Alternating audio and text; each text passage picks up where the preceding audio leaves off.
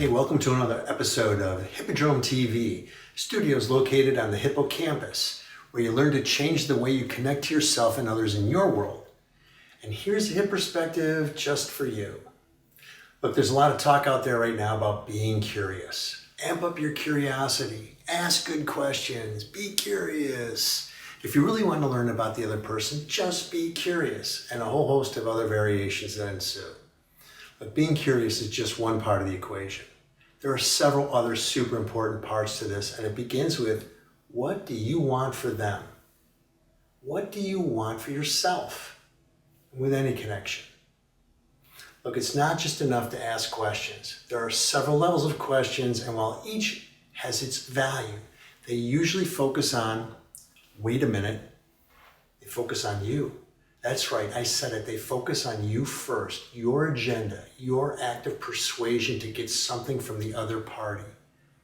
Which brings me to an extremely important second agreement beyond just being curious. We say judgment.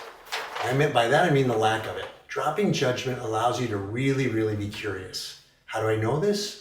When was the last time you hijacked your own question when a little voice in your head said to you, I already know what he's going to say, so, well? Another example is, if he says this, then I will ask him that. And when she responds this way, I will ask her why that's important.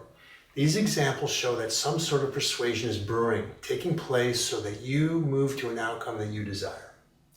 And the first one, well, hell, that'll keep you from even asking the question in the first place. So change your behavior, be so curious you have no idea what the answer is and how it affects you, and leave your judgment for the next episode of America's Got Talent.